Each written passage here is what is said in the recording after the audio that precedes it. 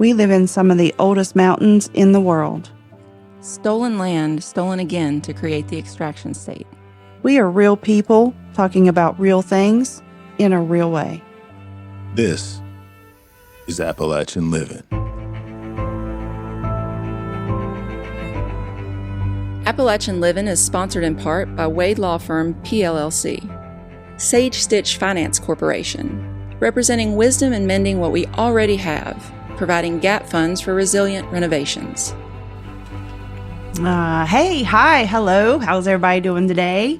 Welcome to the very first episode of Appalachian Living podcast. I first did a TikTok account, and me and my bestie Elise decided that we would expand this and do it as a podcast and just talk about all of the things Appalachian and all the things we know, live, and have seen. And so today, for our first episode, first I want to introduce my wonderful, wonderful co-host, Elise. Elise Keaton Wade. Esquire. Indeed. Don't forget that part. And our awesome producer is my husband, Tom Reiser. Thank you. And so today we decided for our first episode to come from a place that inspired us to do this podcast to begin with. And one day, a friend that Elise knows that is a professor is it in Pittsburgh? It's at Towson. Well, the connection I have to Tomas is through a professor at Towson University. And she and I have been working on a regional network of people to share stories about Baltimore and Pittsburgh and Appalachia and East Palestine and all of the impacted communities. And so through her, I met Tomas. And Tomas and I got to interact a little bit, and he thought it would be beneficial for his students to hear a little bit about organizing in Southern West Virginia and Appalachia, which I haven't done in a very long time. I'm now an attorney. I practice law. So I did know that my bestie, Lindsay Reiser, and her Appalachian Livin TikTok page were ringing the alarm bells about local water issues that we'll talk about in this podcast. But it occurred to me that she is currently on the ground trying to organize her community around some issues. So it made sense to bring her into that conversation. So through the magic of that classroom presentation, Lindsay and I were inspired to continue the conversation. And we realized that there aren't many media sources for folks from our community that aren't just the regular news sound bites that you hear every day on your local news. So one thing we do have here is good broadband. So very true. Very true. We do have great broadband here, so we can broadcast. And there have been a rejuvenation for, I think, individual and local news sources to get information out, because people just do not trust the mainstream media, of course. So during that speaking with Tomas, I guess we inspired. His class. In his class. That's what I meant. With Tomas and his class, I guess we inspired Isabell. And so Isabell, the same day that me and Elise was sitting there trying to figure out how we were going to get this thing kicked off, Isabell sends me an email, and she wants to meet up and hook up and try to, see what she can do. And I was like, you know what? Tom came up with the idea of her doing an interview on our first podcast to kind of introduce us. And so we can all get together and kind of get to know each other. All four of us get to know each other, and then y'all can get to know us too in the world, whoever happens to listen to this. So welcome, Isabell, and thank you so much for doing this for us. And tell us a little bit about yourself before you get started. Please do. Oh my gosh. Okay, to start off, thank you all. I'm so honored. I respect you both so much. And I think there's such a big hole and a big space needed in our country for the work that you're doing. So I'm so excited to be here. I'm a senior at the University of Pittsburgh. I'm in Professor Matza's class. I study anthropology, but I'm really interested in anthropology's intersection with activism, and with activism that amplifies the voices of real people. Yeah. I'm just very excited to be here today. That's great. That's great. And I didn't really think about you being from University of Pittsburgh when I chose the WVU shirt today. I apologize. Honestly, I'm not. There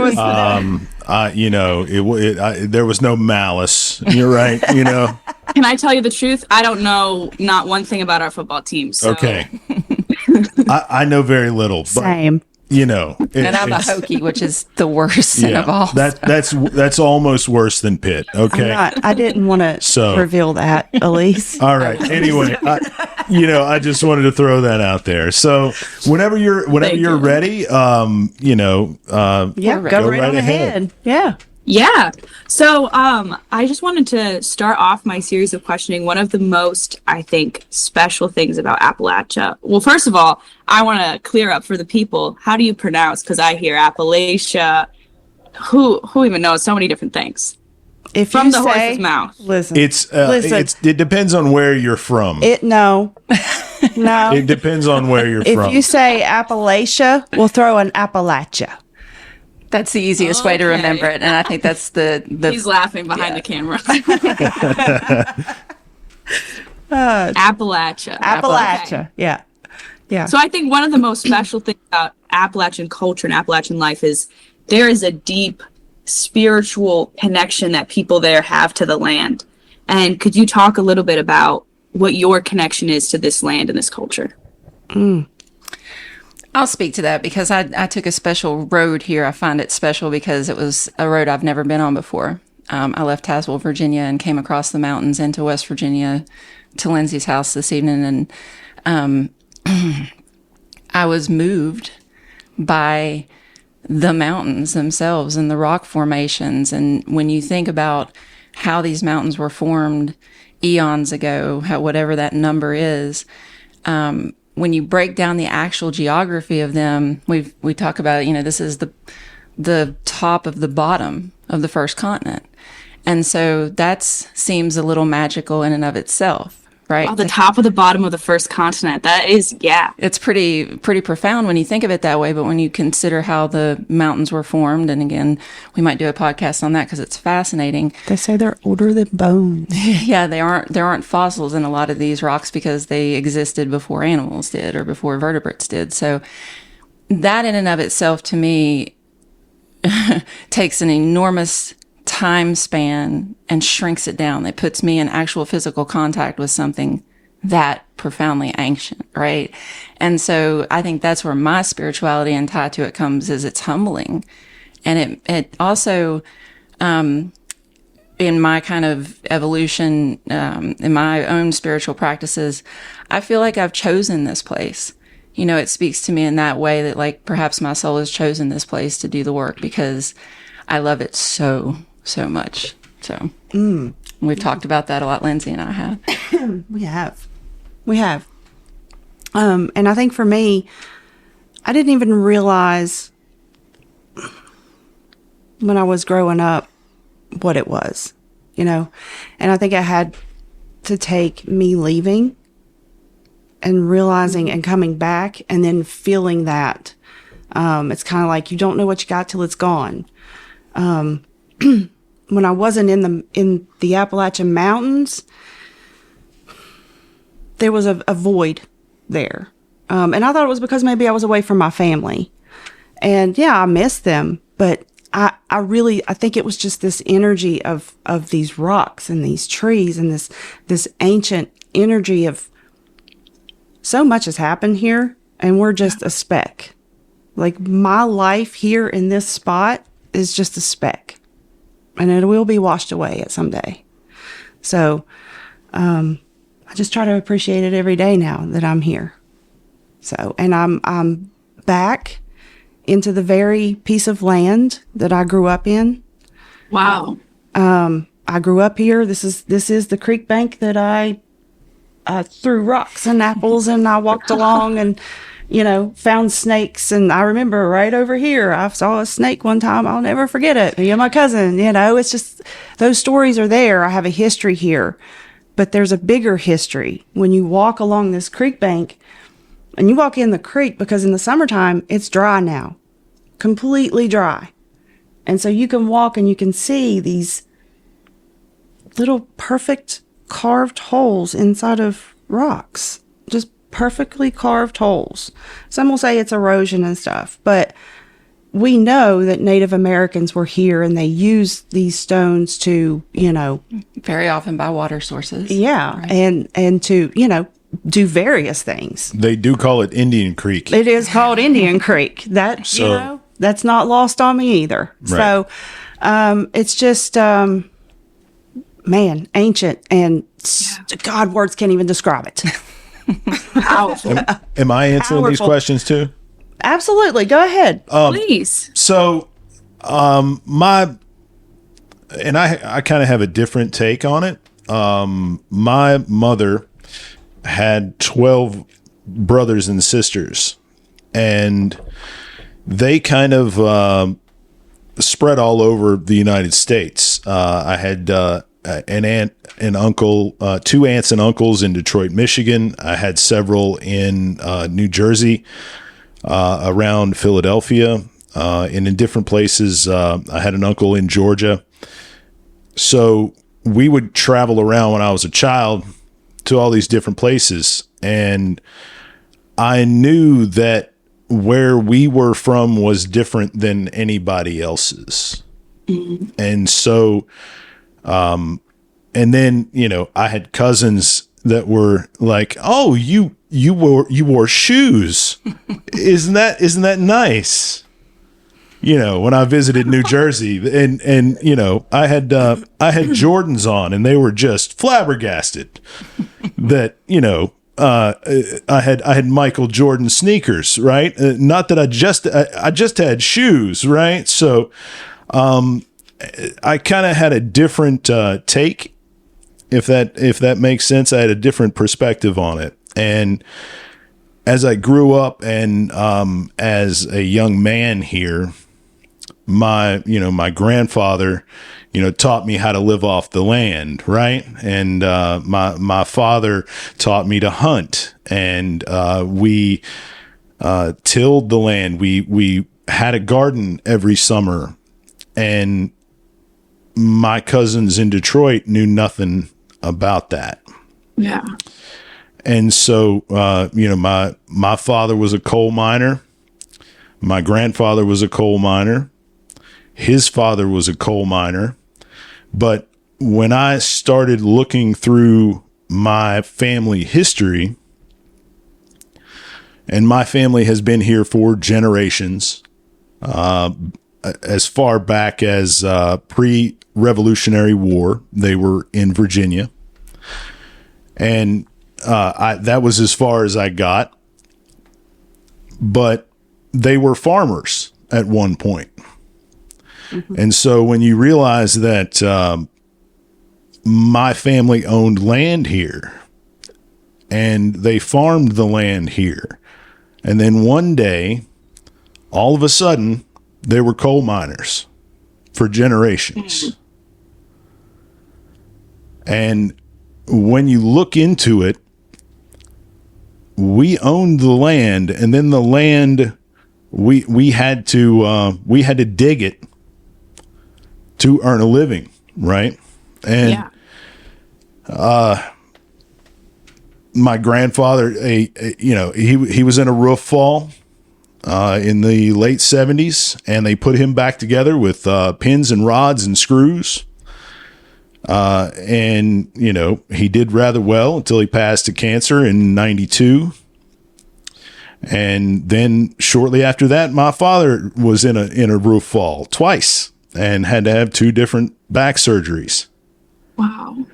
And I said, I'm not going into that trap.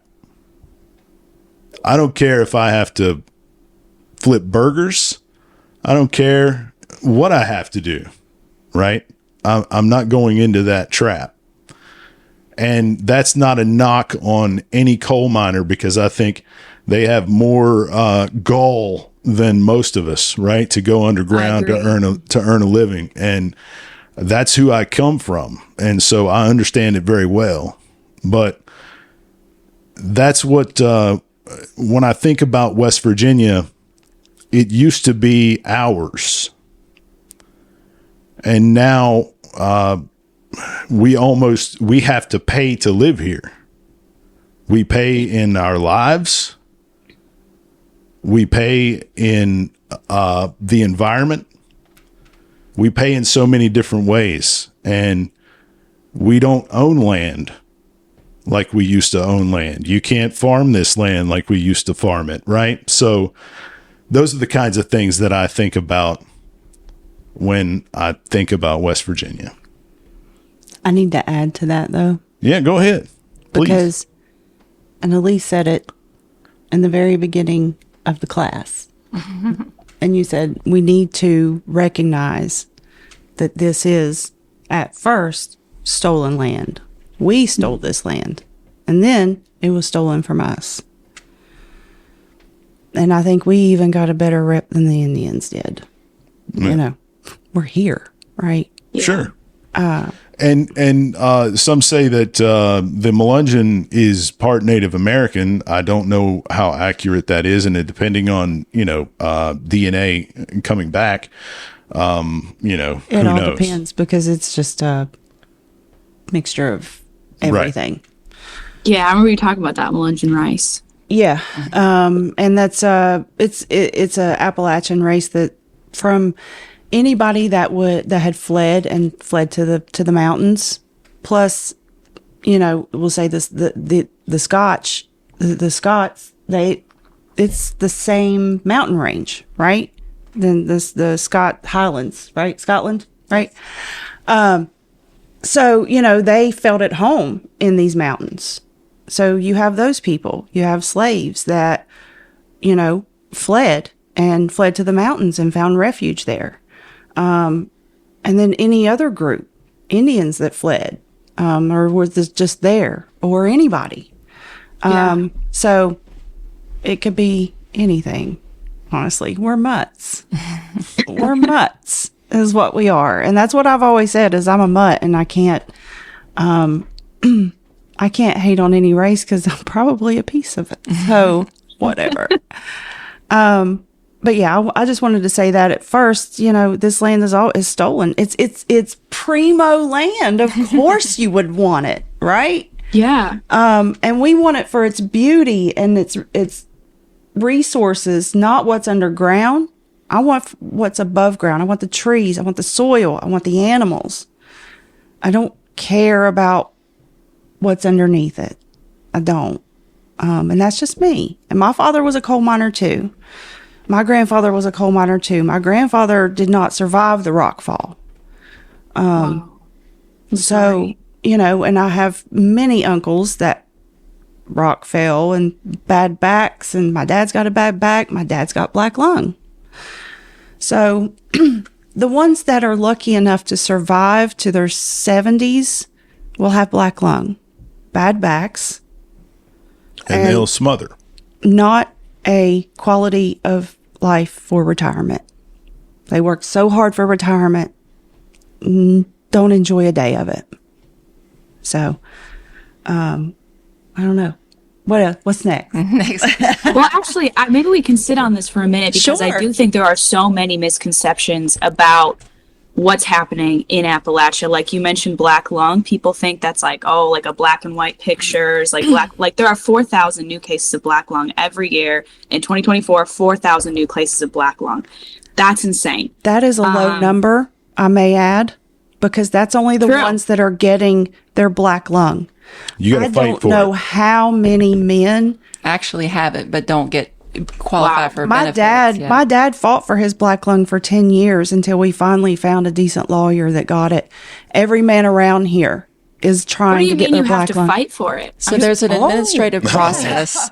Oh, So I've never even heard of this. Oh, yeah. yes. So one of the promises the mines make to miners in order to get them to do this very dangerous job is it's a good wage. You get a miner's pension and you get health care, basically, Okay.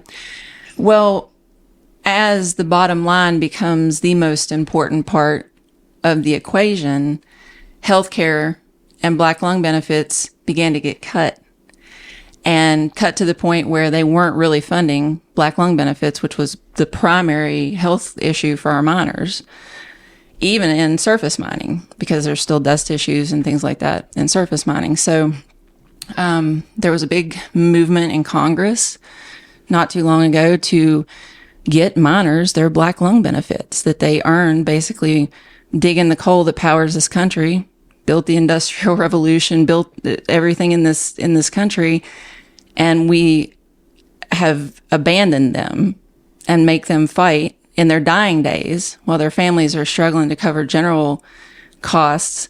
We make them fight for those benefits. And the lucky ones who live long enough to receive them get that little nugget for themselves and their family. But don't enjoy it. Yeah, many die in that process. Mm-hmm. And it's one of the, in my opinion, one of the greatest injustices of the coal industry around here is that they've abandoned their miners. Mm-hmm. It's not dissimilar to how we treat our veterans. Mm. You know, and we talk about, you know, we basically use their bodies for our purposes, promise them the world in order to entice them, and then when they come home broken, we don't take care of them. It's a very similar comparison in my mind. Mm-hmm. I am fortunate. I'm emotional about it because I have not had to experience folks with black lung close to me. And I'm so grateful for that because it's a devastating disease. When Tom says you smother to death, you literally gasp for air every moment you breathe. And so that's not something that is considered a cost of extraction. We don't consider that in the big, spreadsheet of equations. Well, they're not useful to them anymore. That's true. And again, that goes to that bottom line, right? If your bottom line is just profit. So now you know that they don't just hand out the benefits, and you have to. And many of these miners and their families aren't very politically savvy, or haven't. Many of them may have graduated high school or may not have. So navigating an administrative process, a legal process, is complicated. They often have to hire attorneys to do that. So that brings in another issue of how do you pay for that, right? And who is a good attorney, and which one is not already paid by the exactly companies. And so there are those types of dynamics and doctors. Well. Yeah. So they'll send you to one doctor, and this doctor will totally approve you and say, "Sir, you definitely have black lung. This is a debilitating thing. You're going to fight this for the rest of your life." And then the black lung folks will send you to another doctor, and that doctor will say, "Son, you're fine. I don't know what you're talking about." I had to take my father to Kentucky. I don't remember Kentucky. That's far away. Yeah. I had to take him because he's not able to drive. Him and my mother. It was a couple-hour drive, and I had to take him to Kentucky, to a doctor's office for them to, I guess, check him. It's one that the black lung lawyers wanted to send him to get their opinion. And of course, they always have to ask the questions, did you smoke? Did you do this? Did you do that? Well, I also worked in the coal mines and used a respirator that was faulty. So there's also that layer of what's the word I'm thinking of? Well, it's a distance of liability. It creates a question as to That's what lawyer the cause, talk. right? A distance of liability. Causation, correlation is not causation is the phrase that is most commonly used here by the industry. Well, you have this doesn't. You can't prove that these things caused this illness, which I guess is technically could be true, but I think empirical evidence is also evidence, and I think it's overwhelming. So, yeah, this isn't just from smoking cigarettes. And I think we Yeah. should do I think we should focus a podcast on this and kind of walk people through The process. and kind of the onerous steps that one must take. And I did want to also say that a lot of the things that we are talking about will be broken up into other podcasts. Absolutely. And I think it's probably, this is why we're using Isabell to kind of help us get these ideas. What to are be the like, most interesting things, right? Yeah, that's a good idea. Yeah, but Lindsay's dad ran a miner. Okay, so he was a miner operator, Which is piece of at the equipment face. that actually cuts the coal off the mountain. Okay, it's chewing the coal up at the face is what they call it. So it's right? just So this is he's kicking right up. there This at is the- kicking at the- up coal dust all day, 12 hours a day, for 40 years. wow. Okay, and not only is coal dust in the air, they put rock dust in the air to knock that coal dust down, so it minimize doesn't explosions. So it doesn't explode like in the Upper Big Branch explosion. And so they do breathe that in as well. And Rock dust is easier to get yeah, than black lung. So my dad was awarded, they give you percentages of rock dust. And I don't know how much he's gotten, 10, 15% maybe. But my I dad, don't I know. think, has got 5 or 10. I can't remember. But he did get rock dust about, I don't know, 15, 20 years ago. And he finally got his black lung about 2 years ago. And when you say finally got his rock dust, you mean compensation for the health issues that were resulted from the use of the rock dust? That's Yeah. the term that people use around here is I got my rock dust or I got my black lung. That's like, oh, I got 10% rock dust. I got 10. 15%. Yeah. This is new to me, so that's why I'm Really? clarifying. Yeah, Yeah. that I hadn't heard that yet. Yeah, so. it's and then my dad, I think he got 5 or 10, or maybe he got 5 and he went back and he got like 5 more. But they made him fight for it. Oh, he fought. Oh, for it. yeah. I remember going to Charleston. To Kentucky. They send them to all these doctors, Virginia, to get their opinions. And then I feel like at some point, because, they'll go to their general doctor. Their general doctor will just send them to a certain physician, specialist, whatever, for black lung. And even there's Tug River has a special black lung program or section within their company. Practice. Right. I'm not very good with words, so I just kind of like scoot. I can give you 100 words to define the one word I'm thinking of.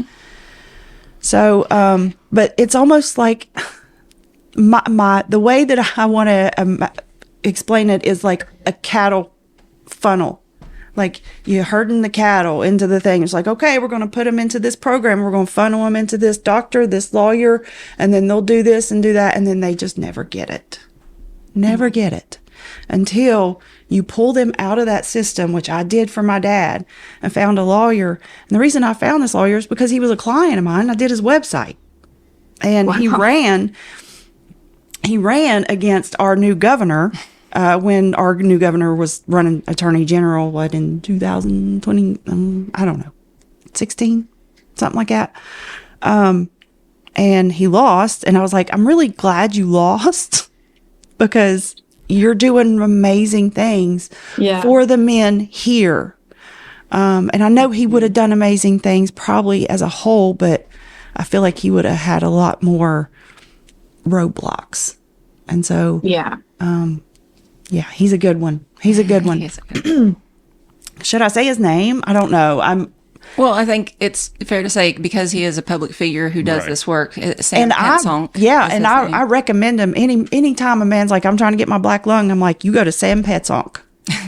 Sam Petsonk. Sam Petsonk. Petsonk. Petsonk. This is the real work getting done. Yes. Yes. And he had talked to Lindsay's father about a lawsuit about the respirators because there were several respirators that my father-in-law used underground that were proven to be faulty. And I believe the problem My headphones. with that lawsuit is there's not enough men around to prove prove that they did he wear wore their this underground. masks. But Because most of these men are gone. my dad has outlived them. My dad's 78. Yeah. 78. And he's still got For a these. coal miner, he's tough. He's man. got the physical. He's got the physical respirators, we but went- you have to have people to testify Yeah. that, yes, these were the respirators that we were given And yes, I saw him wear them. at this mine, Yeah. at this time. We wore them for That this was- many that was the years, last thing we were. Wait. and there are no men that he knows of around to testify And they that wanted this him was to right. do the legwork too. And he's like, I don't know where they are now, and my dad doesn't touch, he barely touches a phone or a remote for a TV. He's definitely not going to get online and try to find these people. Yeah. And they're probably not online either. No. So If they're alive, right? I mean, imagine. there is a Facebook group of the coal mines that he was at for his last 20 years. It was like the biggest coal mines in southern West Virginia. It was the best place to work in the 90s here. And there's a Facebook group of all the people and their families and that work there. And a lot of them are gone. And there's only a few that are left that worked in the 90s in that coal mine. So, Yeah. I want to talk about, just in a minute, this is where I'm heading, but I really would like to talk about mountaintop removal, because I think that's another thing that people just don't know about. Or I know that's another thing people don't know about. But we were talking about Sam, people who are like really significant in this movement. I would love to talk about Larry Gibson for a minute and talk about especially like what radicalized each of you to really be, well, all three of you, what really like was a person or a moment that made you be like, I'm in this.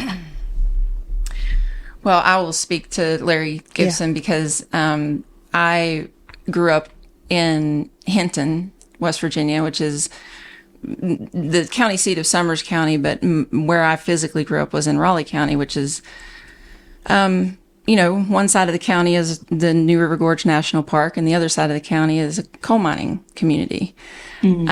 So I knew about mining, but mountaintop removal wasn't a visually prevalent thing. It was very remote, in the early 80s and mid 80s. So growing up, it was something you had to like live way back in the mountains to see. So I made it through high school without really understanding what it was, and was in my second year at college at Virginia Tech in an Appalachian Studies course when I heard the words mountaintop removal for the first time.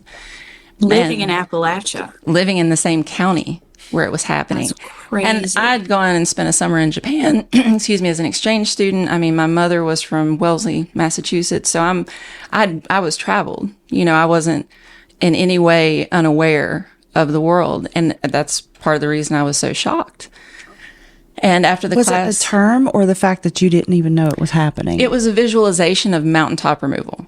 Like I remember visualizing that and thinking, what? What the heck? And I went to the professor and I asked him, I said, what are you talking about? What year was that? 99. Okay. Yeah, probably 99. By and large, they hid this Yes. Oh, for sure. from they did not want to do it near any kind of a highway, anywhere where anybody would be able to see it.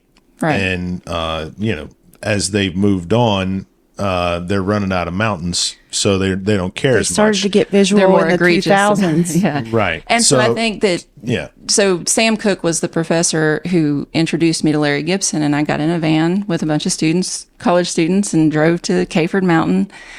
And as I described it, Larry Gibson was a man who grew up in the mountains. He left. He didn't want to go into that trap. He would tell stories about his dad coming home broken and him laying on the floor while his mother rubbed salve all over his body, and him telling his sons, don't go into that trap. Mm-hmm. So he left and he went to Ohio into the auto industry and worked up there for 30 years. And when he retired and came home, he planned to retire on his beautiful Cayford Mountain. And when he got there, he could hear explosions in the distance. And the explosions became more frequent and closer. And when he began to investigate, he learned about mountaintop removal. And he became one of the most vocal just screaming about it to anybody who would listen. And that's how I met him. Was he had made connections with colleges to bring students there. And out of 50 students you'd bring there, one, like me, would say, oh, what can we do? This is wrong, you know? And so Larry Gibson, for me personally, he turned me into an activist. He ignited the activist in me because he showed me something that was so profoundly wrong that there was to not do something would have been a sin or a crime, in my opinion. But what happened was I realized that the things that you do as a student and as a college student aren't going to stop the mountains from being torn down for the coal. And I went to Larry and said, I'm ready to, get physical with this. Like, I want to physically stop what's happening. And he introduced me to the concept of privilege for the very first time in my life. And he said, in his Larry Gibson way, well, you seem like a smart girl. Maybe you should use your brain instead of your body to stop this. We don't have any people out there using their minds trying to help us do this. So I left Caford Mountain and I left West Virginia with a burden. That's profound. To do more. Yeah. Very profound. And I think that was Larry's. That hits me right now. Gift. You really have no idea how that hits me right now. Well, and I think it's important to recognize that everybody has a unique gift. Everybody has their qualities that they bring to everything that they work on. And so I went to law school to find out why it was legal to blow the tops off mountains for the coal. And after 3 years, I learned it was legal because we wrote a law making it legal to do that. And so it was like, okay, well, this is a policy issue, right? This is policy. And so I had to leave the state and learn things and bring them back. And I left for 10 or 15 years. And I got back in touch with Larry Gibson when I moved back in 2012. And I applied to work at his foundation. And I submitted Keepers of the Mountain. Yeah, he had started the nonprofit in the time I was gone.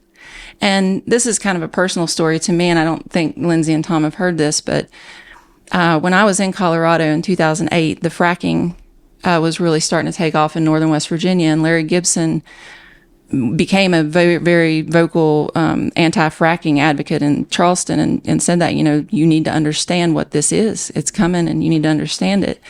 And my father, who had met Larry one time when we were in college, was at this event in Charleston, and he saw Larry speak, and Larry was walking down the hallway, and my dad said, well, hello, Mr. Gibson. And he said, Larry looked at him and said, you're Elise's dad.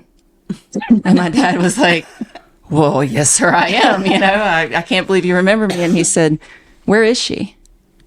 And Dad said, well, she's living in Colorado now. And Larry said, when is she coming home? And Dad said, I don't think she has any plans of coming home, Larry. And he said, you need to tell her to call me.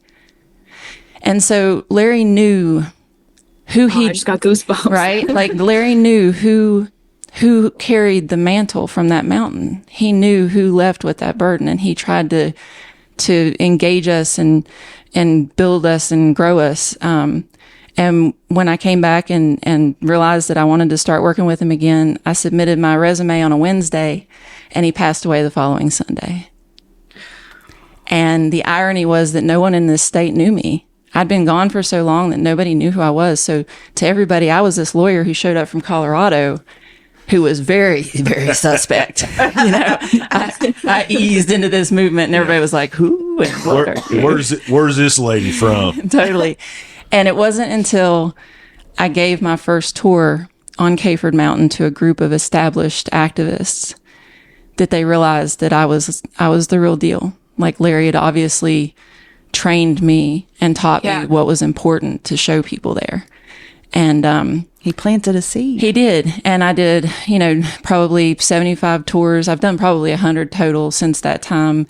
The foundation didn't survive in a form that it was because Larry was the driving force, and he was a big personality, and he was becoming an international personality.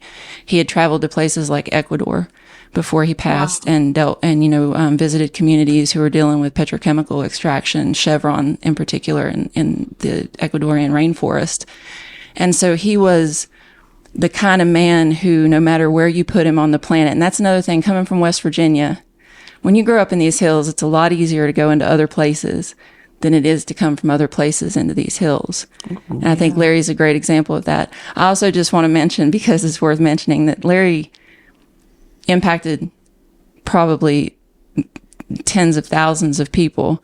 And we talk about him, and he has big stories that go with him, but he was not a big man. He was maybe 5 feet tall. I mean, maybe 5 feet I was tall. surprised when I saw a picture. Yeah, so he was just absolutely a little fella, a little stocky fella, and he and I were quite the pair together, you know. And we were. Elise is very tall. I'm almost 5'10", so you know, you put a pair of boots on me, I'm 6 feet tall, and so. But Larry and I, we just had just a kindred connection, and I'm so grateful for what he did. And it's interesting. There's actually an event I'm going to Thursday at WVU. His biography. There was a biography project for Larry Gibson, and there's a 1,200-page compendium of stories. And I had the privilege of being one of the first transcriptionists to transcribe some oral history when I was pregnant with my son. I got to sit on my couch and just transcribe some things. So I'm going up Thursday to WVU to be a part of that event, and I'm really excited about that. And I think we'll have a follow-up on that in a later podcast as well. That's awesome. I wish I could go with you, but that's my mother's birthday. So I'm just going to do my short thing on mountaintop removal, which is where we talked about underground mining, which is where they actually dig tunnels into the mine seams and go into where the coal is, and the tunnels are, you know, dug where the coal is and then propped up with beams, the rocks, the pieces of rock, right? Well, the law that they wrote, the Surface Mining Control and Reclamation Act of 1972, what, the 72 or 77? I need to brush up on my dates. Look at me. It's been a while since I've been in law school. You the lawyer. But they allow them to drill into the narrow seams of rock and blast that rock away to scrape out the very narrow seams of coal that they can't get to with traditional tunnel or mining techniques. Originally, the surface mining in West Virginia were like punch mines on ridges, and you can still see some of those old scars where the coal seams literally outcropped out of the mountain, right? So they would just kind of gouge into the side of the mountain and do that. That was the original surface mining that had everybody up in arms back in the 70s, and they were like, well, yeah, it's dangerous and it's bad for the environment, so if you're going to do it, you should do it like this. And they created mountaintop removal. So it literally takes seams of rock and coal and blasts them apart. Carol Judy, who was a well-known activist, and who I met on Cayford Mountain, said something very wise to me one time about mining coal from mountains and then blasting them apart to get the coal. She said, when you think of coal like an organ, like a filter, right, like lungs or a kidney inside of a mountain that filters water, well, you can reach into my body and pull out an organ and I can still survive some organs. You can amputate my arm and cut off a branch of my, mountain and I can still survive. But when you crush my bones, I cannot survive. So when you take the mountain and literally turn it into rubble and then pile it back up and paint it green, it's not the same. They say we're redistributing. Yeah, we're reclaiming the mountain, right? It looks to like the a approximate step. original contour. They make it look like a step pyramid. It's a fake mountain. And a lot of that's for drainage purposes, and I think that has a big impact on how water drains around here, and the recent flooding shows that. And you have places that are being flooded nowadays that used to never get flooded. Could you, just for people who, because I know for me, this is, when I reached out to you, one of the reasons I wanted to come visit, I saw a picture of mountaintop removal. As people who are a part of that land, can you describe, not just visually mountaintop removal, but what that feels like to see that wound in the land? It's heartbreaking. It's really hard for me to go by a coal mines. My father loved the coal mines, and he would go back to it today if he could. Wow. He loves it. It is in his blood, you know? He and I think it's a thing that it's the energy of these mountains.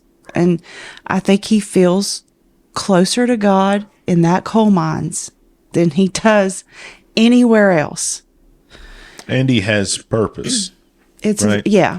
He was very He good. is a very purpose-driven man. He was very good at what he did. And to run a miner, you're like the rock star of the coal mine, right? You're the quarterback. Yeah. Yeah. He's running the miner down there. He's the most important person there. And if you get a good miner operator, then you can run more coal than anybody else, right? So, How does he feel about mountaintop removal? I've never heard his opinion on it, to be honest. No, he don't care. Interesting. Coal mining's coal mining. He loves coal Coal mining. mines, coal mines. He loves coal mining, you know, and it's really hard for me to know that that's a thing that my father loves, but is also killing him and everybody around me and me, you know? I describe it as a dead mountain. When you look at a dead mountain, to conceptualize that is almost impossible until you see it.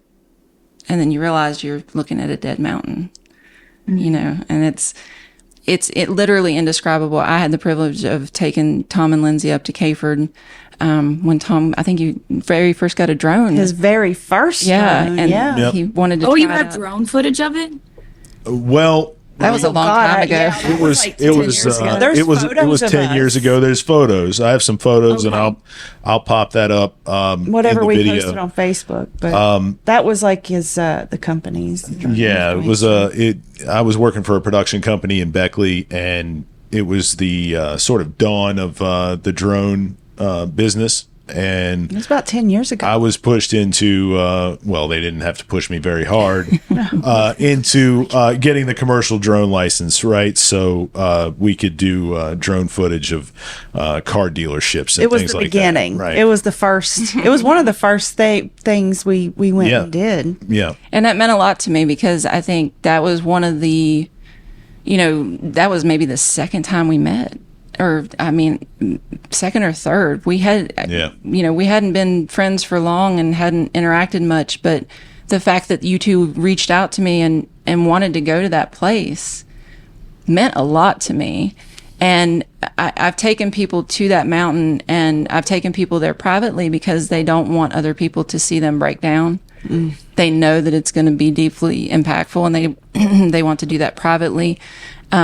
I've also taken people there who didn't know what they were going to go see. And on their way off the mountain, they'll say things like, I wish I didn't know.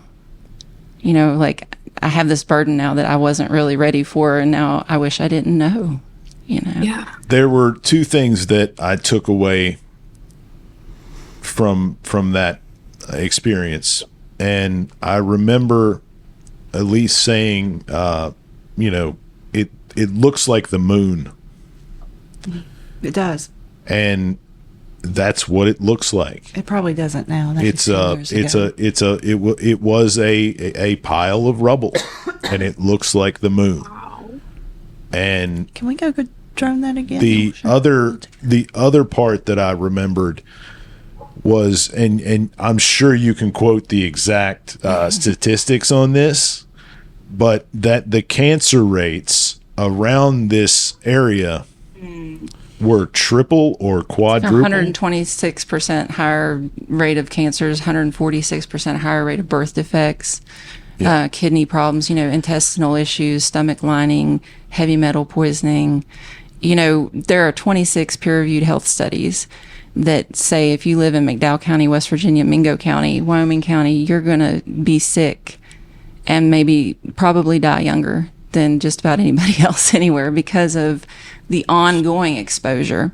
And often, you know, a slurry release happens, or acid mine runoff runs into a creek or contaminates a water source, and the old timers will boil their water if it even has anything in it. Well, when you put heavy metals in a beaker with water and boil it, you're triggering all kinds of chemical reactions, right? So the lack of information around these types of impacts is also a big part of this conversation. And what Larry Gibson did was he stood on a mountain and said, you can't have this piece. And he created a park And he did everything he could. He put a conservation easement on it. He created a family trust. He tried to tangle it up so much that they couldn't get a hold of it. And they told him at one point, "You will be an island and we will be the ocean one day," meaning he will have an island. They told him that? Absolutely. When they kept trying to buy him out, they told him, "You will be an island." And Cayford is an island now. And now even you look across the valley, Coal River Mountain is now being surface mined. For years, I would take students there and I'd look across the valley and at Coal River Mountain and say, that's what a pristine, intact mountain is supposed to look like. But down the road, when you look across this valley, that mountain will also be gone, and it's happening currently. So Coal River Mountain Watch is another nonprofit that worked alongside Larry Gibson and the Keeper of the Mountains Foundation, and they worked for decades to preserve Coal River Mountain. Permitting issues, all kinds of things. They actually have a law against flying drones over coal mines because of Junior Walk, who's an activist. I knew that was coming. Yeah, with Coal River Mountain Watch, he would, document malfeasance with drone footage, and so the legislature said, no, you can't do that anymore. Well, it's just an admission of guilt. Well, you would think, but in the topsy-turvy world that is West Virginia, Nobody cares. there's no liability. No. And who's enforcing it? Our executive branch of our government, this has always been the issue. If the rules are don't run in the hallway and nobody's there to get you in trouble, then why wouldn't you run in the hallway, right? That's the easiest example I can give of the lack of regulation. Coming by the coal mines today out of Tazewell, I thought that, looking at the slurry ponds and thinking, well, is anybody monitoring what's coming out of there, and especially after the flooding, so. No. I'm sorry. I'd love to talk. Oh, sorry. I'm sorry. I do need to. I want to address this because I am on my phone and I want to tell you guys why I'm on my phone. Okay. There's some magic happening right now. There really is. Honestly, there is. Okay. So we've had let me copy and paste. I need to copy and paste. Okay. So we've had these floods, right? Okay. Yeah. And there was a lady. So we've had several grassroots, Blue Jay Rising, Maria Gano. She just sent me a message. We're in a whole group chat together of 3-4 different counties before this flood happened because we were on our way to the Capitol on February 19th. Oh, I remember you saying that. We were going to go to the Capitol, but floods and then a snowstorm. So that never happened, but we've all gotten together and they've just been going and cleaning, and I haven't physically done anything. And that's why I really appreciated that, use your brain and not your body, because I would love to go out there and help, but I have a special needs son. I have 2 elderly parents, and I'm always doing something, right? But I do have a big mouth. I do have networks. I know a lot of people. I worked in a video production and web production business where I know a lot of business owners in these several counties, right? And I went to school here, small town, so anyway, they were asking, now that they got McDowell, they're not great, but they're able to go to other places. They're like, okay, what does Wyoming County need? So I put out an APB on a Facebook page, and this girl found me from Copperston, and I need a drink. I'm sorry. And that's not shine, by the way. This is water. This is what I really drink. It is a mason jar. We are hillbillies, so we use mason jars as glasses sometimes. But that's not shine. I promise. We wouldn't be drinking it like that. I would not be speaking as clear as I am right now if it was. So cheers. So this woman from Copperston, it's Wyoming County. It's probably about 30 minutes from here.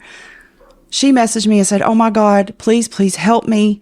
The power pole from her house has fell, right? So you have that comes from the power pole to her house. So there's a power pole that's on her house, right? It fell. The lines were falling. It's very dangerous. They've been without power since the storm hit, since the floods, over 2 weeks. She's staying with her brother. AEP won't fix it. Not their problem. It's on her house. we'll take That's why they sell the insurance. They give you that auxiliary insurance thing for that type of thing. Exactly. No, AEP's not going to fix it. I got FEMA to be able to go up there and assess it. They're like, it's wind damage, not flood damage. You will do a thing, but you're probably not going to get help. I mean, and then I'm like, to these little grassroots who's just going and cleaning and trying to get cleaning stuff. And I'm like, I try to ask them, but they're like, hell, I don't know. Shit, I'm cleaning up mud, And I'm like, I get it. I'm trying to ask everybody. So I've been like putting it out there. I finally got a GoFundMe. I started a GoFundMe yesterday. Nobody's been like, oh yeah, I can help. And they're all just like, well, she's going to have to call AP. I was like, she has called everybody. From AEP, she called United Way. Can you help? United Way can't help. Nobody can help. This girl's staying at her brother's house, and with the kid and her elderly mother. They just want to go home. Oh my gosh. So I don't know why, but it's just been like pulling me. It's been pulling me. And so I made the GoFundMe account. I've been putting it out there. She needs help, y'all. Like, we are a community. Somebody knows how to do electrical work. Somebody has an extra pole. Somebody has some wires. Somebody's got something, Somebody knows somebody. So finally, a woman messaged me that is a mother to one of the students in Ricky's class. And she was like, my husband can help. He won't charge her.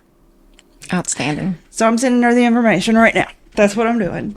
That's amazing. Well, and I think that's a really good point of what you're able to do. Nobody else may have the time to beat that drum, but what I also hear is people within our community need advocates. The theme through this whole conversation so far has been like, our black lung folks need advocates. You guys got to pull them out of that cattle herd and advocate for them separately. The people who are dealing with this type of thing, we need advocates for specific needs. Even Larry Gibson advocating for the mountains, the people who don't have the voice in the places that don't provide that voice. So just a note. No, I think that perfectly ties in with, I wanted to pull out what you had mentioned a minute ago, Elise, about old people boiling the water when it goes bad and how people are having, like geysers of dirty water come out of old gas wells. Their creeks are being poisoned. I was just reading earlier about Wolf Pen. That's like 10 minutes from y'all, right? That's right down the road. Okay, yeah. That's about a mile from here. About 2 miles down here. That's about this 2 guy, minutes. Altzer, who bought $8,000. Altizer. $8,000 just at the time of writing, which I'm sure is more now, of clean water tests for the water, the clean water bottles, tests for the water.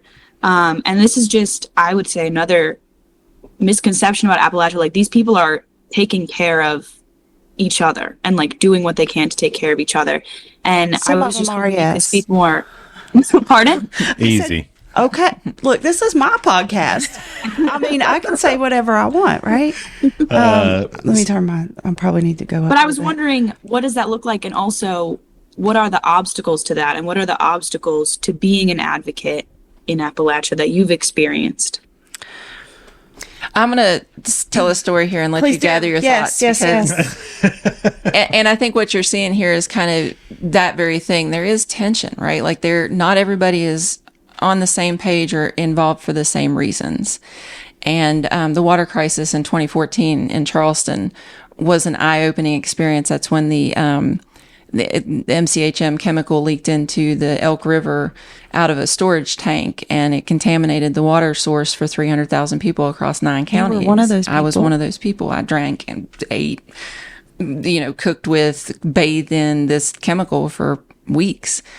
And one of the places we were trying to set up to get water, Keeper of the Mountains was a distribution. We were an agile organization, so we were able to take donations, monetary donations, water donations, and move them around very quickly. But we were trying to find places where we could leave water in the county.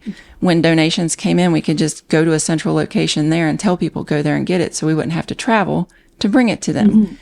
So we were contacting local folks in the communities and asking them if they could find places for us.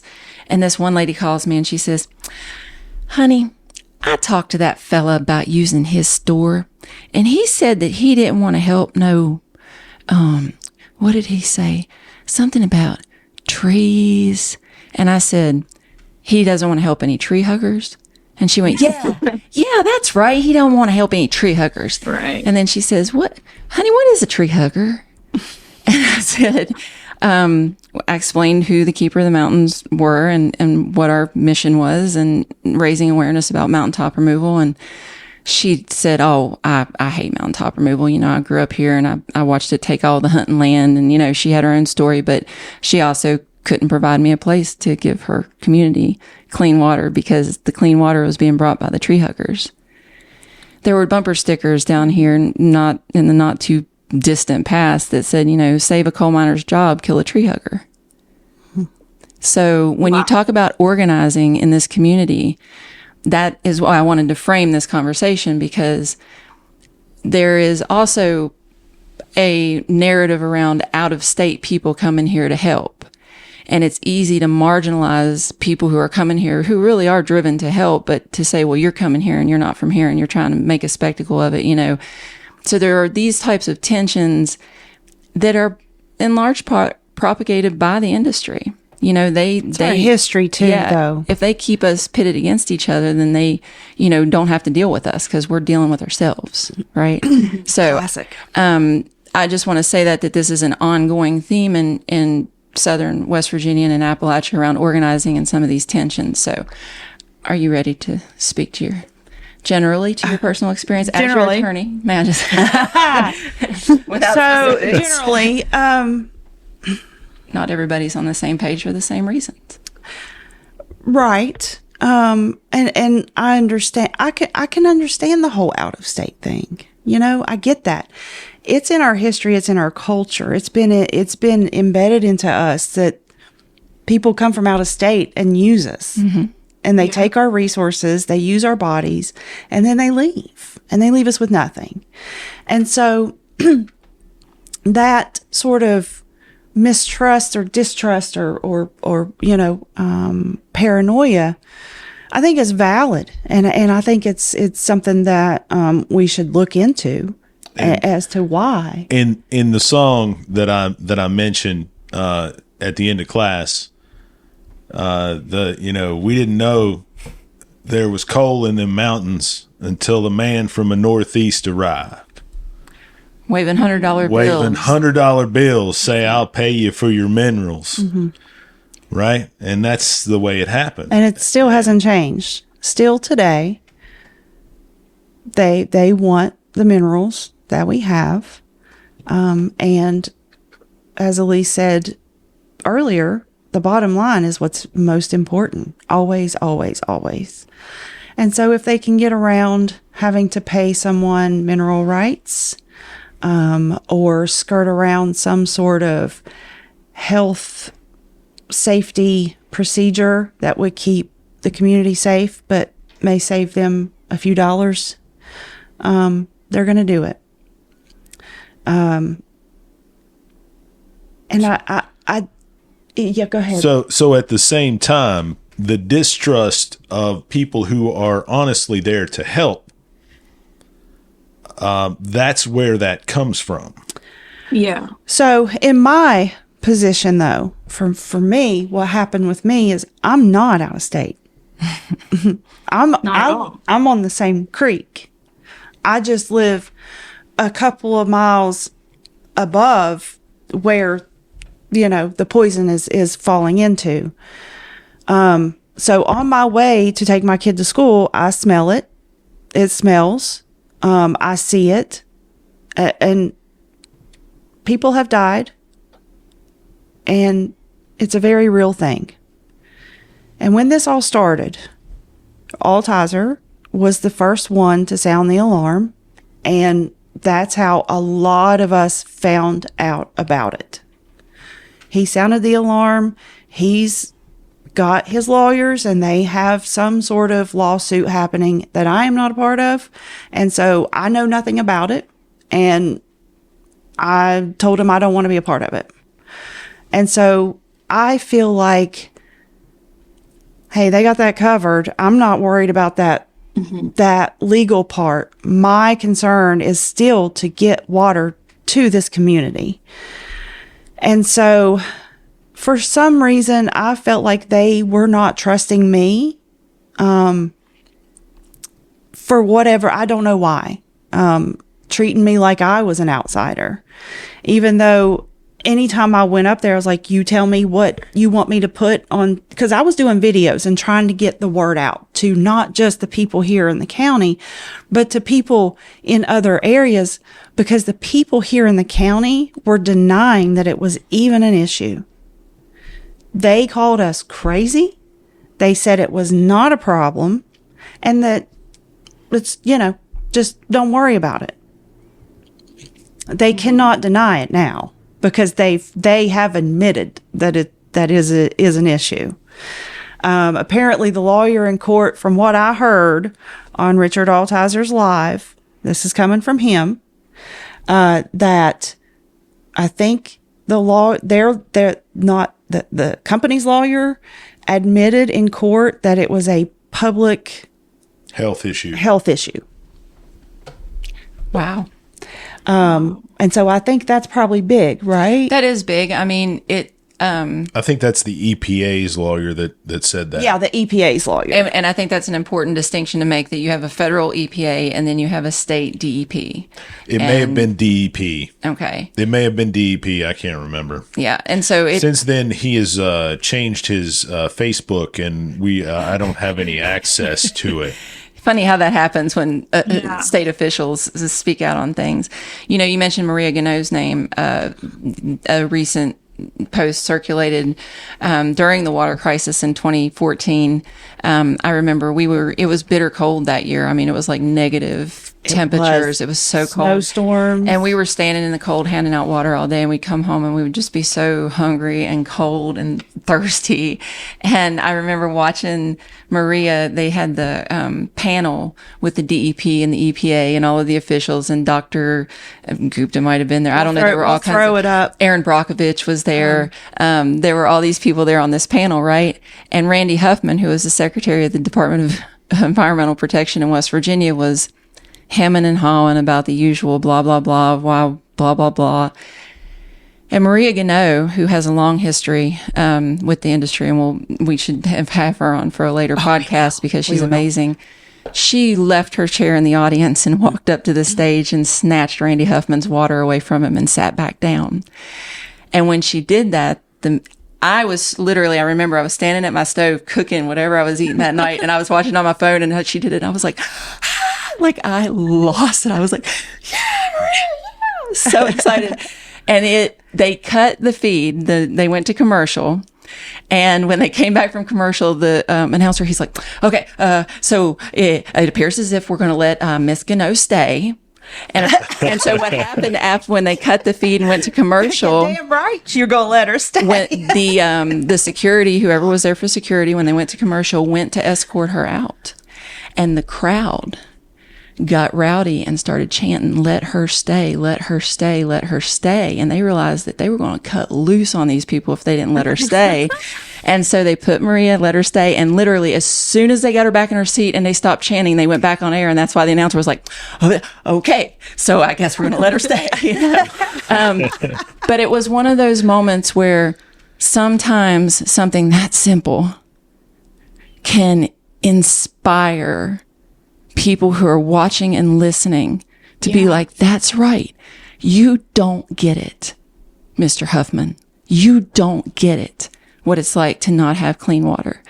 And Maria's amazing. I just want to say she's one of my heroines. She is everything good about the mountains, and the people you want as your neighbors exists in Maria Ganot. And I'll just leave it at that. And I hope she honors us with her presence. I get to see her Thursday. I think she'll be at the event Thursday. So I will certainly invite her. Yes, you do that. To share with us. Yes. What questions do you have? We're talking. I know. I feel like I'm just rambling. I'm sorry. I wanted to answer. I think you asked how we got to be an activist Yeah, please. Okay. I don't consider myself an activist. I would consider you an activist. I consider myself a journalist. Okay. Okay. I began this as a journalist. I was a journalist. I have been a news producer. I worked in news for 10 or 15 years of my 25 years of experience in the media. And I got out of that line of work when I realized that when you tell the truth, people don't like it. A lot of people don't like it, and then you don't get free will to report the facts, especially in this state.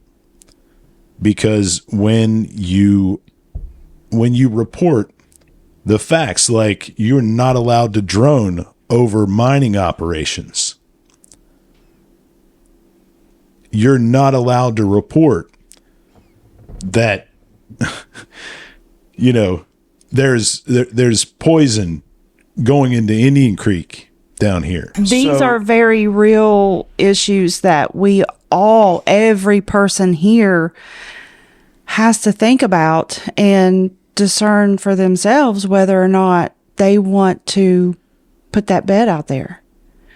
Because a lot of people have a lot to lose, you know? And if he loses his job, yeah, it will be devastating. But in my opinion, if you lose your job for standing up for something that you believe in, I mean, where can you go wrong in that? I mean, I've quit better jobs than that. So it's fine. I get a job offer at least once a year because of I'm good at what I do. And I think if I were to be fired over this, as my lawyer, you should probably shut me up at some point. Yeah. Okay. Yeah. You think he's being quiet now? I'll just say this. I think I'm going to leave it at that. Leave it at that. Because I'm being good at this point. I'm being good. So you should probably leave me alone. And me too. Not you. No, not you. No, we're not you. I'm saying we're talking about the man. I'm talking about folks in general. Yeah. I'm just talking, speaking the truth at this point and just supporting my lovely wife and her. He's just my producer, y'all. And our friend. That's it. So workplace romance. Yeah. Actually, he was my boss when we got together. Yeah. We worked at the local Dairy Queen. We worked at the local Dairy Queen down here, and You guys, I just had Dairy Queen. yeah. Wow. Congratulations. There you go. On crazy. our first date, she said, "So I got a job today," and I was like, "Really?"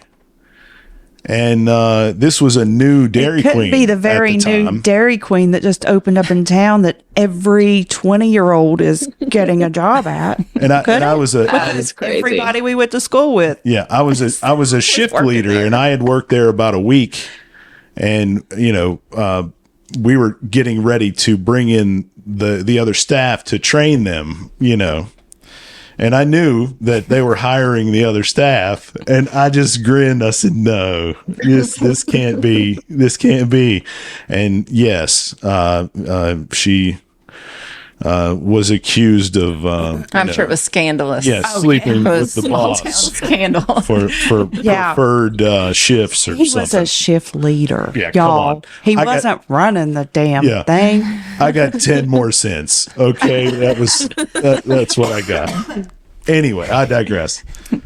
I will say this about Tom and Lindsay, though, that they have one of the longest, healthiest marriages I've been able to be around and experience. And regardless of what they say about each other or their marriage, I just want to make that very clear. I don't know how healthy it is, but They're quite inspiring. And I know that we'll talk in later broadcasts about the obstacles and challenges that you two have faced as a couple and as parents. And I've often, how I kind of pitch you all to people and explain you is, you've encountered pretty much every hurdle Southern West Virginia and Appalachia can throw at you, man. Literally every hurdle that can be hurled at you. You guys have encountered it. I can't argue with that. I can't either. And you still love this place, I do. And we were just on another podcast, Creepalachia. I don't know whether you're Creepalachia. Creepalachia. Check it out. I haven't heard of it, but I'm sold. It's ran by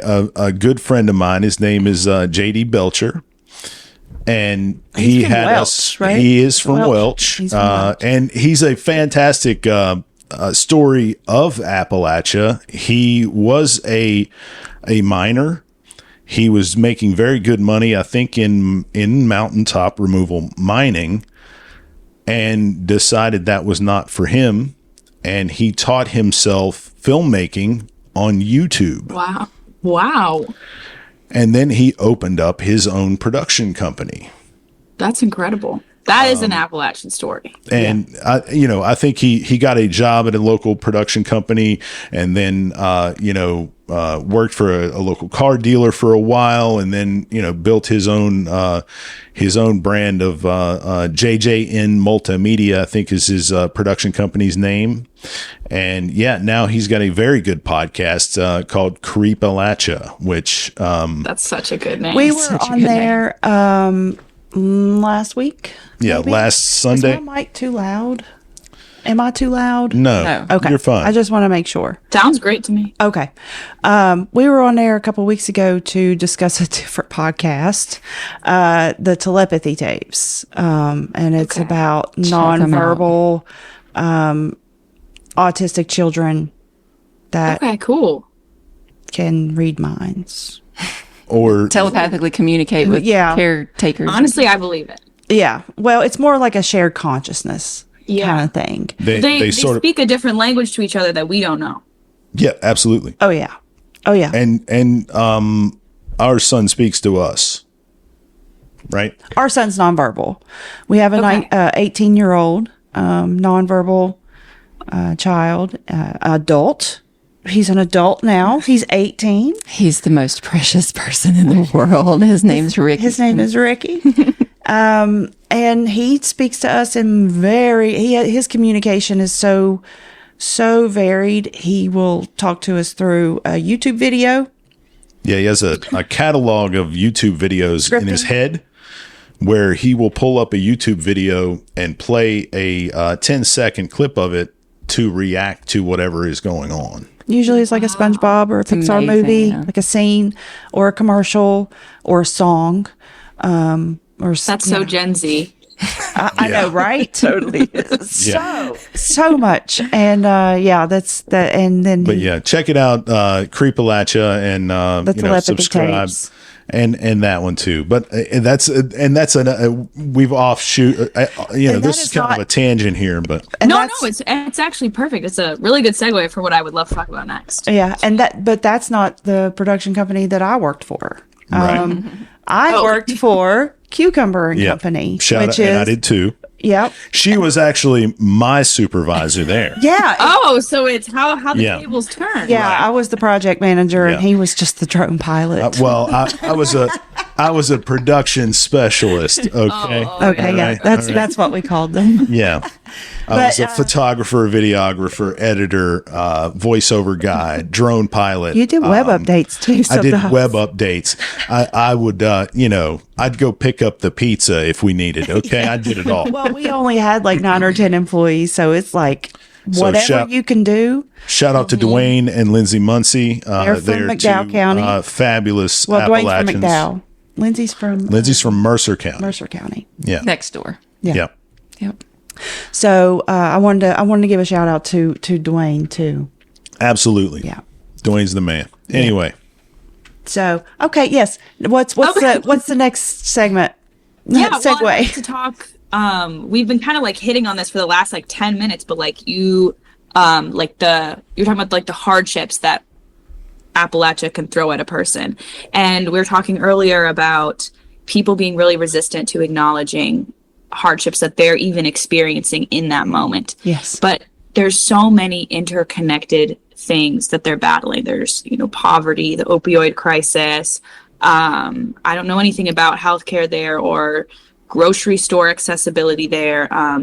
For people who do have children with disabilities, what does that support look like? Like, people are fighting against so much, and from the outside looking in, it's easy to be like, how could you not acknowledge, like, there's white stuff in your water, there's but people don't understand everything that Appalachia is up against. And if you could just paint a picture of that to sort of really make that picture clearer for people. People that have stuff in their water, they're screaming about it, but it falls on deaf ears when it goes to the smaller municipality governments. And I think that it's important to contextualize that by saying that Ricky's ready to come home. There's a tradition of not acknowledging the issue, because to acknowledge it would be to accept some type of liability, right? So the term, act of God, everything was an act of God. Everything is an act of God, right? Like you timber the mountain and the mountain floods. Well, that's an act of God. Yeah. Okay. But I think understanding that, like, for literally more than 100 years in these communities, anybody who raised the flag 100 years ago, you got shot or beaten or fired, evicted, right? So your livelihood literally depended on toeing the line and the status quo. So then you have the mine wars of the 20s. You have the uprising of the unions. The union is kind of the safeguard, right? And at the height of the union, when there were 250, 300,000 union members in the United Mine Workers unions, thriving middle class, power. They had power, they had collective bargaining ability.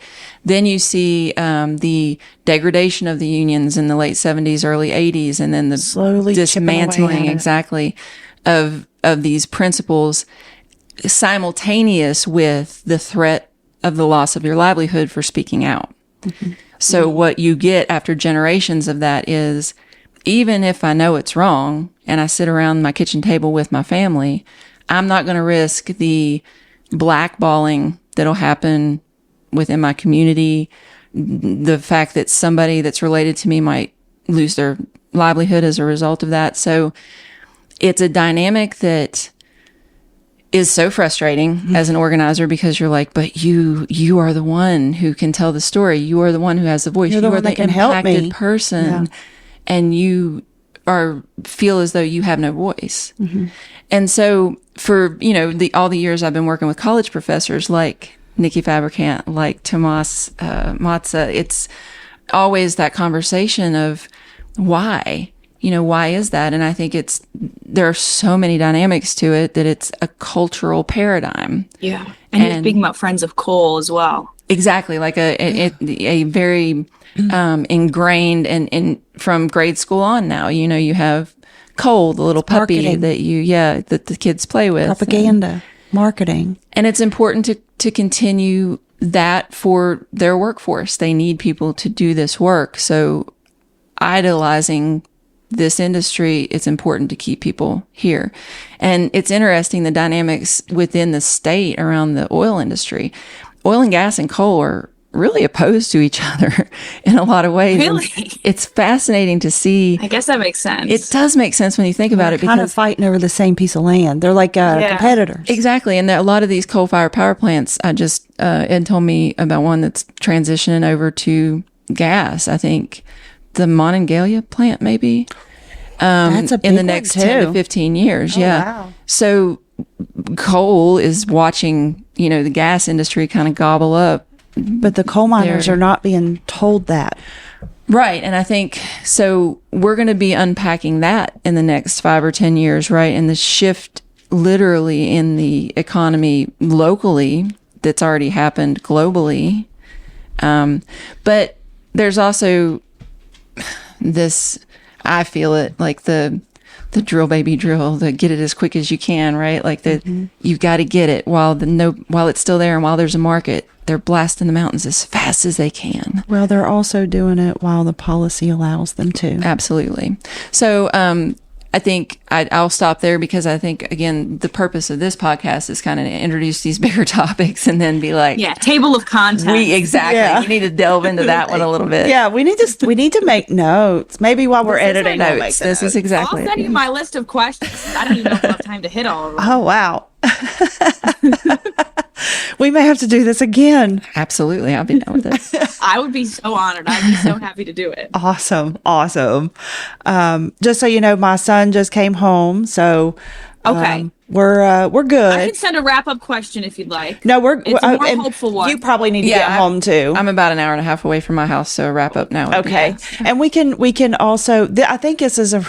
God, we have so much to say. Good. This is why a podcast is happening, Lindsay. I mean, I do, and it's stuff people need to hear. Gosh, and so I'm just all day long. I'm sitting here just doing whatever I'm doing, and I'm not the type of person that will sit and like watch TV or listen. You know, I'm when I'm doing something, I don't listen to music for the most part or a podcast. I don't even listen to podcasts. I don't. I really don't. I've listened to maybe 3. Well, when you have so much going on inside your own head. Yeah. My head is always going and I just have these, I'm like, I need to say this. So here we go. And God, Isabell, I'm so appreciative of you to want to do this, to say that you admire us, like Elise, of course. Well, I mean, I've admired Elise for years, and I knew when I met her that she was going to be somebody that I was going to walk this life with a little bit longer than. But you got me pulled back into this. Like I had taken a big step back from all things environmental, and that was the last time I saw you. Was the Cayford Mountain?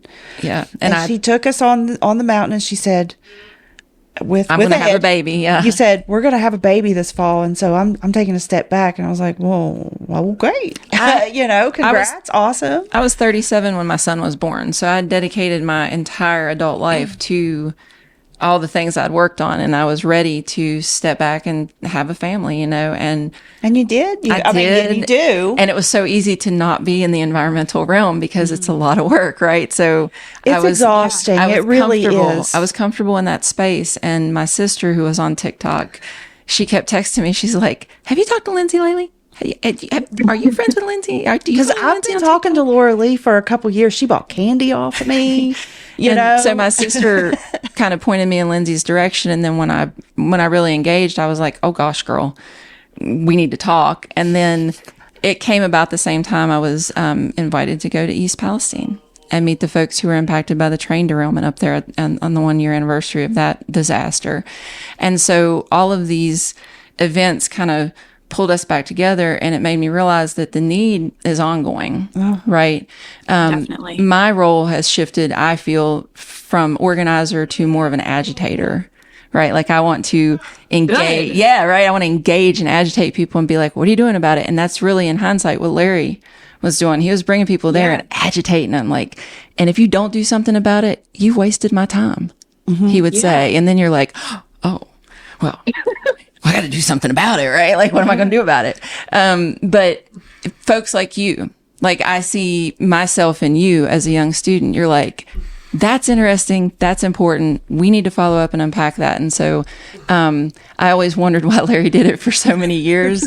And I said this, I think maybe at the class presentation, we are like vampires. When the younger folks come, we suck your energy and derive our energy from it because you inspire. Well, and I think you get exhausted and then you have to find somebody to reignite you. Yeah, because you can't do it alone for so long. And that's what I feel like I was doing here.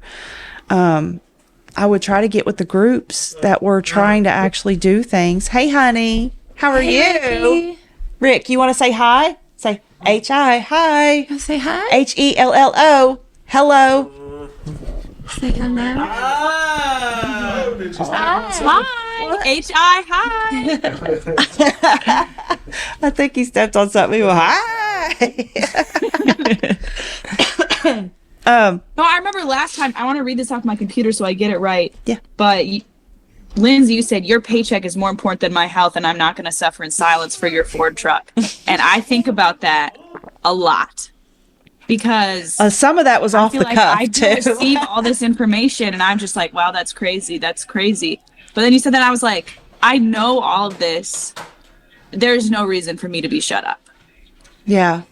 And that's your inspiration, and I think that's great. It's funny you mentioned that about the Ford trucks, because Larry would tell us on the mountain, he'd be like, you always know when the miners are riding by on the mountain up there because they're going 90 miles an hour because they can afford that new truck every year. Yeah. Everybody else can't. You know, they're rattling those trucks apart up on that mountain. But the incentive of that shiny truck and that nice house and that UTV or ATV,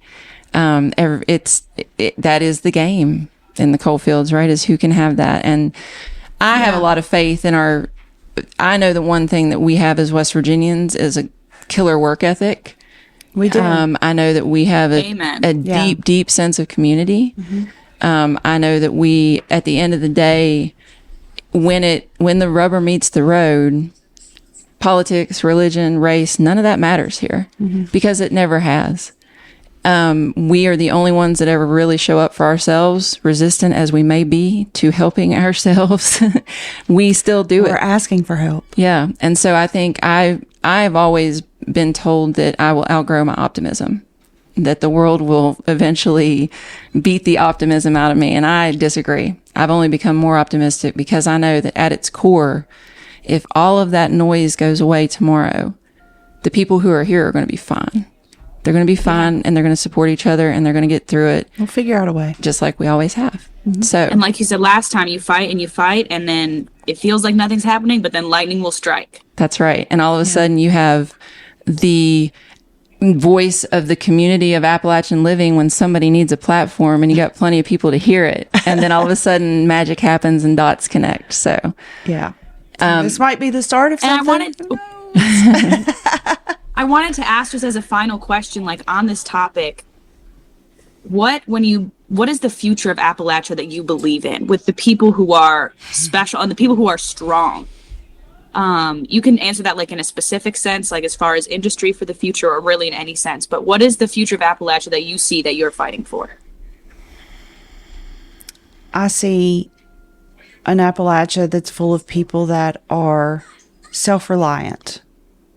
And we don't need anybody from anywhere to come in to tell us where to work and how long to work and how much they're going to pay us and where we can live because they're going to poison this area. You know, I imagine an Appalachia where we have food forests the way that we used to, the way the Native Americans had it, where they would just walk and pick their fruit and their vegetables, and they throw the pit down and another tree will just come back because that's how nature is. And you say it will beat you down, but you're back up. It's always a wave, you know? And yes, there are downs, but just wait. It'll come back up eventually. And yes, it'll go back down again because that's just how life is. But I try in those down moments to remember that this is not how it's going to be forever. Things always change, for the good or for the bad. The bad will always change. The good will always change. Nothing stays the same. And so where we are now, it will not be the same. It just depends on what we do with it. I love that future. How about you, Tom? Yeah. I don't know how to answer. I don't know how to answer that question.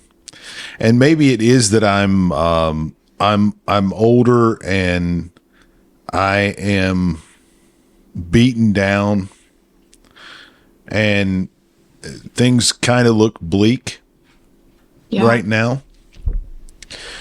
Because I can understand that. We elect officials that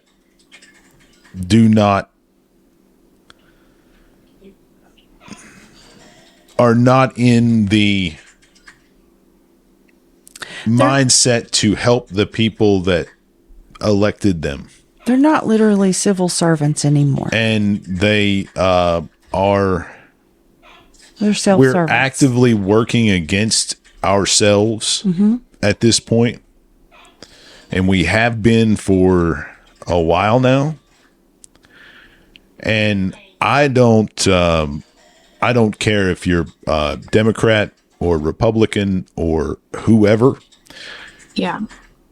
You know, there was a very famous Democrat that was absolutely bought and paid for by the mineral industry.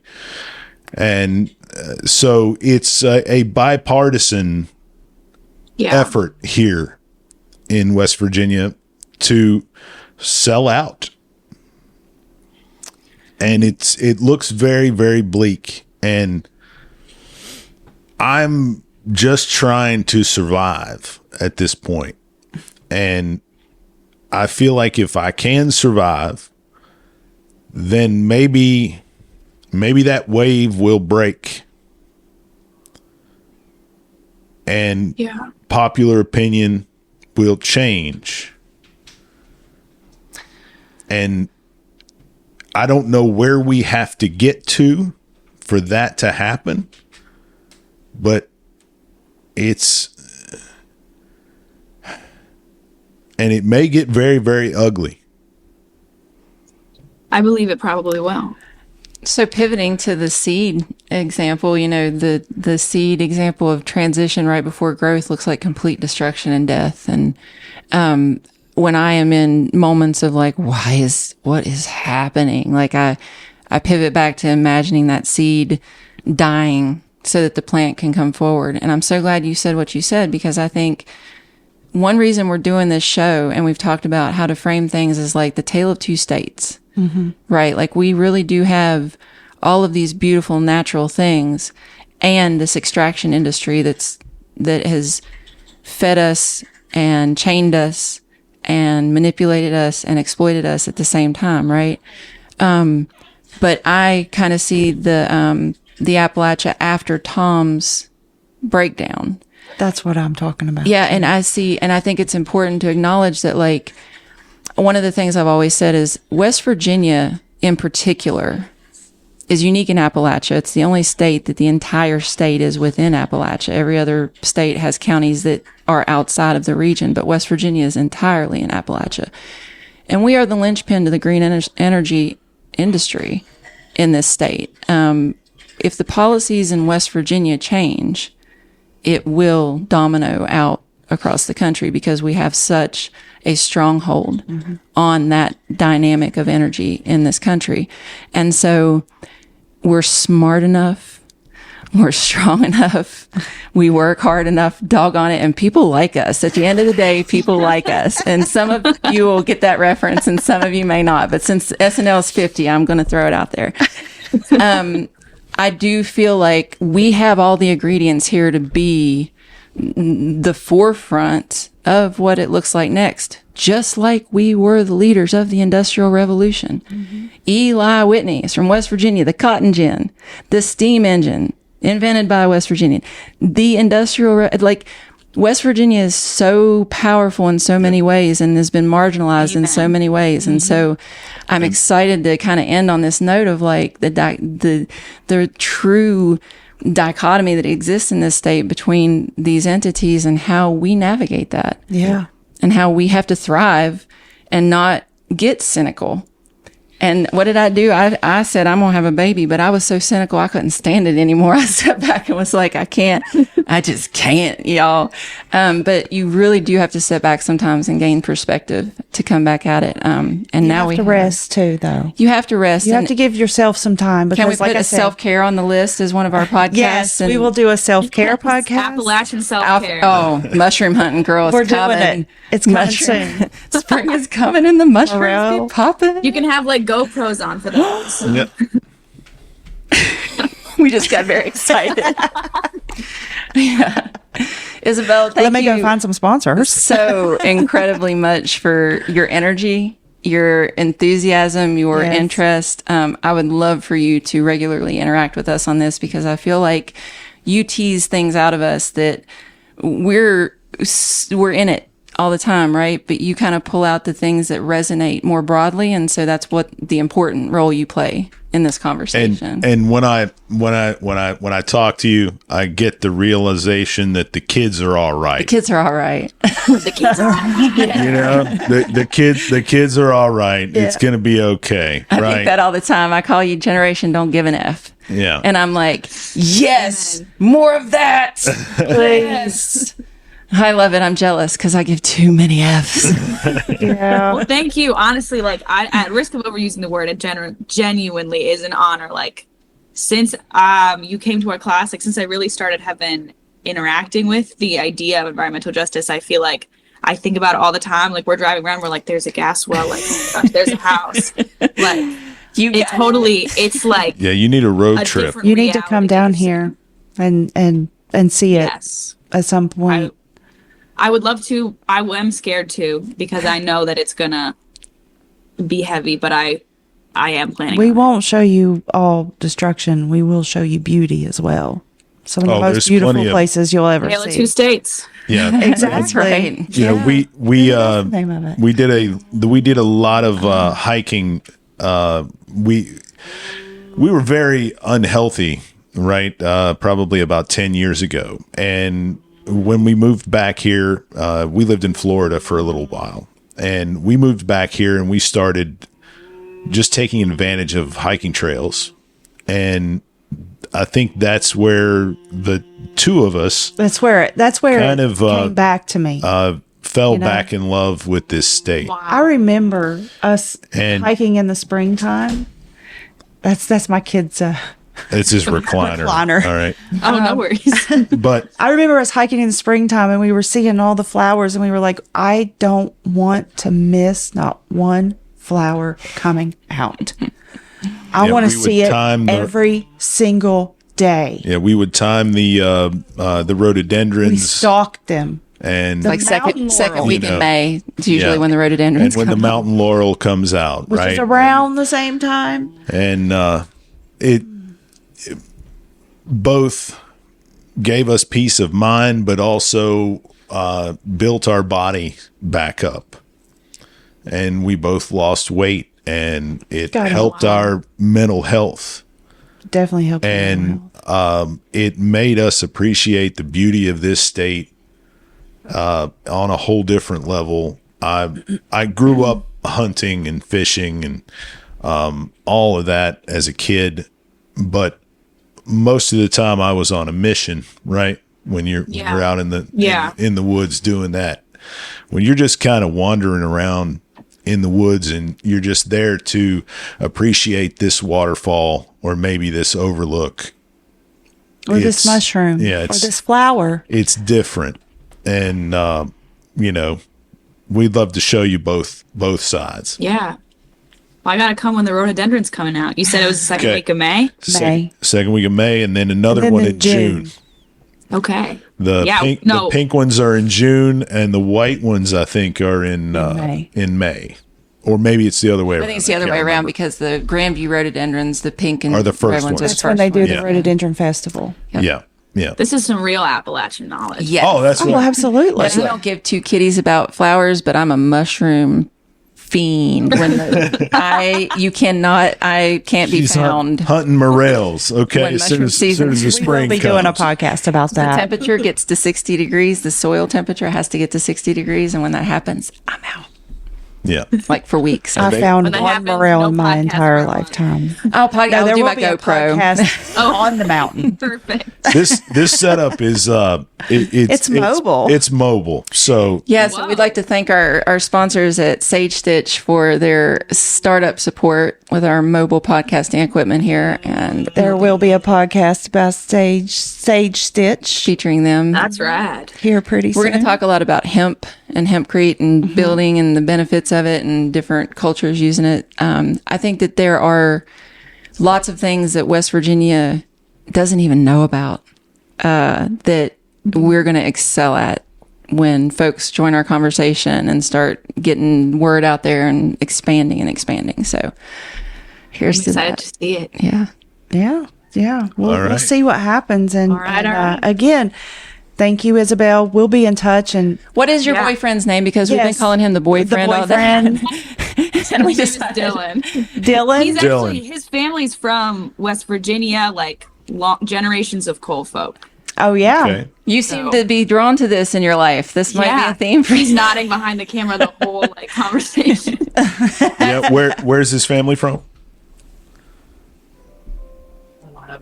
He doesn't have that information. Oh. He lived in Ohio now for like your grandparents all moved here. Yeah, Oh, I got okay.